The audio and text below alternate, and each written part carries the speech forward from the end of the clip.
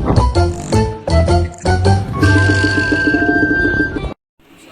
nama saya Ibu Nandaria, absen 22. Di sini saya akan menjawab pertanyaan fisika nomor 1. Energi terbarukan merupakan energi yang tidak pernah habis dibandingkan dengan energi fosil.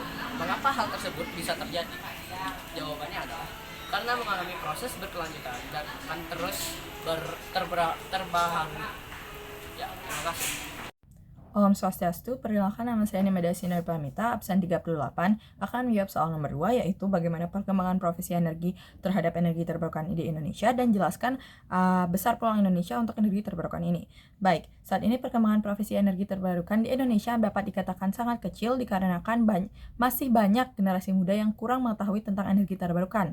Dan juga, hal ini juga menyebabkan bahwa minimnya minat masyarakat atau generasi muda untuk terjun di dalam hal ini. Padahal dilihat dari sumber daya alam yang dapat dimanfaatkan sebagai sumber energi terbarukan di Indonesia masih banyak sekali yang bisa diubah atau bisa dibuat menjadi lapangan pekerjaan untuk generasi muda ke depannya. Contohnya seperti pembangunan mobil dan motor listrik, panel surya, serta pembangkit listrik tenaga air maupun angin.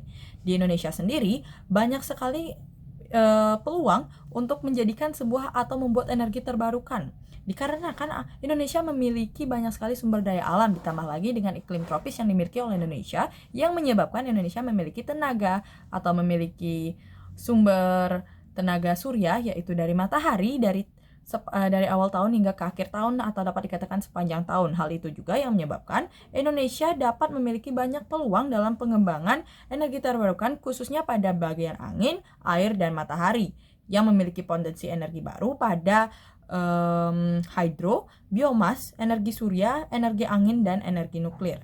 Baik, sekian jawaban dari saya. Terima kasih. Saya akhiri dengan Paramasanti. Om Santi Santi Santi Om. Om Swastiastu. Perkenalkan, nama saya Adi Prabowo Putra, nomor absen 3 dari kelas 19. Hari ini saya akan menjawab pertanyaan nomor 3, yaitu sumber daya apa saja yang bisa menjadi energi terbarukan paling banyak di Indonesia, lalu bagaimana pemanfaatannya di Indonesia dalam kehidupan sehari-hari. Langsung saja, yang pertama yaitu tenaga air. Air memiliki sifat yang dapat mengalir secara terus-menerus. Gerakan air ini bisa menghasilkan energi alami dalam jumlah yang sangat besar. Air sebagai sumber energi dapat berasal dari arus sungai maupun ombak lautan. Pemanfaatannya di Indonesia yaitu sebagai PLTA atau pembangkit listrik tenaga air. Yang kedua yaitu tenaga angin. Sumber energi ini terbilang ramah lingkungan karena tidak menimbulkan polusi, terutama polusi udara. Pemanfaatannya yaitu dalam penggunaan kincir angin dan pembangkit listrik tenaga angin. Energi mekanik yang dihasilkan oleh kincir angin dapat digunakan secara langsung ataupun dikonversi ke listrik. Yang ketiga yaitu cahaya matahari atau energi surya.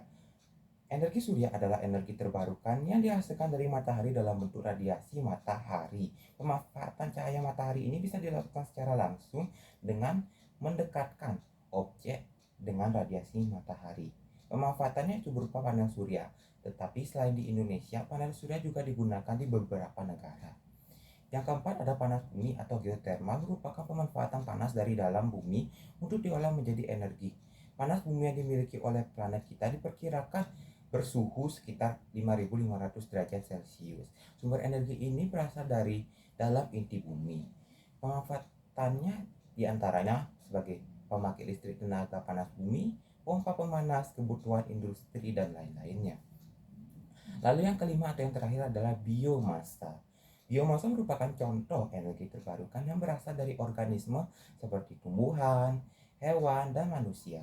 Contohnya pepohonan, rumput, limbah pertanian, limbah hutan, kotoran ternak, dan tinja. Pemanfaatannya umumnya digunakan sebagai bahan bakar.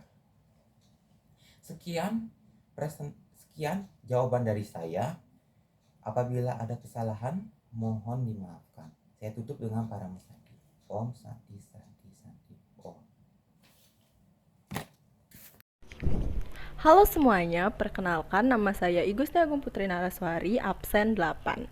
Di sini saya akan menjawab pertanyaan nomor 4. Pertanyaan nomor 4 yaitu, menurut kalian, apakah hal yang bisa dilakukan sebagai generasi muda dalam mengelola sumber energi agar dapat bermanfaat bagi orang banyak?